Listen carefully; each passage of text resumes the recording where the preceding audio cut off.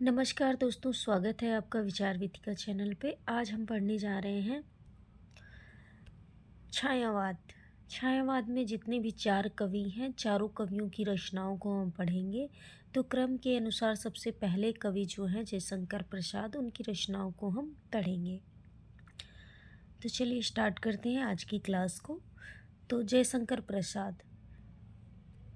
प्रसाद की पहली रचना है उर्वशी।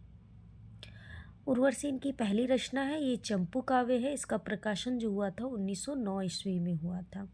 उसके बाद इनकी दूसरी रचना है वन मिलन। प्रेम राज्य, अयोध्या का उद्धार, छोको सुवास, बब्रू वाहन, कानन कुसुम, प्रेम पथिक, महाराणा का महत्व, चित्राधार, झरना, आंसू, लहर और कामयानी। ये 14 की 14 रचनाएं इनकी जो है सभी रचनाएं महत्वपूर्ण हैं, लेकिन इनमें से कुछ रचनाओं को मैं आप लोगों को बता देती हूँ। जैसे उर्वशी को मैंने अभी कहा, ये चंपू काव्य है। उसके बाद चित्राधार जो है इनकी ब्रजभाषा की रचनाओं का संग्रह है।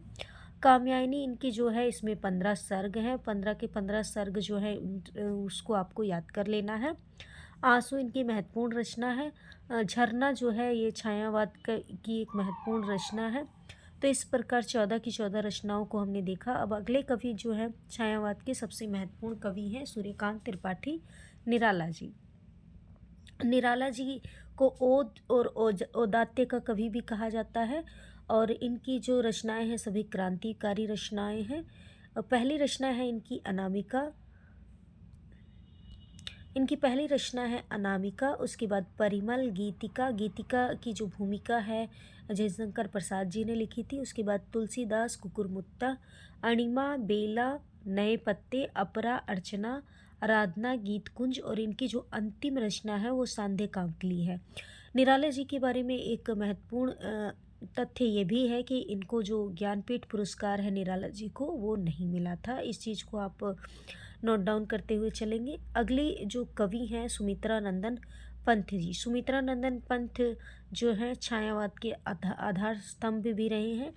इनकी रचनाओं में जो प्रकृति का सौंदर्य है वो दिखाई देता है। तो छायावादी रचनाएं इनकी जो कौन कौन सी हैं, तो इनकी रचनाएं हैं उच्छ्वास। इनकी जो छायावादी रचनाएं हैं वो हैं उच्छ्वास। उसके बाद इनकी रचना है ग्रंथि। ग्रंथि के बाद वीणा, पल्लव, गुंजन। ये 5 की 5 रचनाएं क्या हैं, इनकी छायावादी रचनाएं हैं।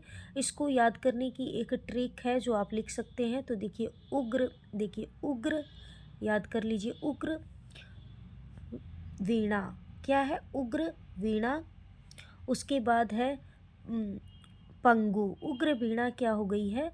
पंगु हो गई है। इस प्रकार आपको ये सारी की सारी रचनाएं याद हो जाएगी। उग्र से हो गया आपका उच्छ्वास, उसके बाद ग से ग्रंथि, वीणा से वीणा, उसके बाद प से पल्लव, उसके बाद गु से गुंजन।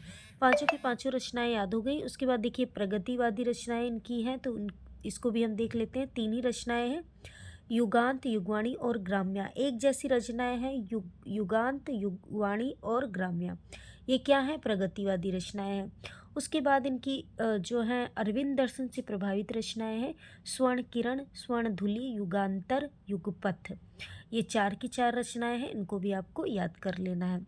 उसके बाद देखिए नव मानवतावादी रचनाएं हैं इनकी, तो नव मानवतावादी रचनाएं भी पढ़ लेना है।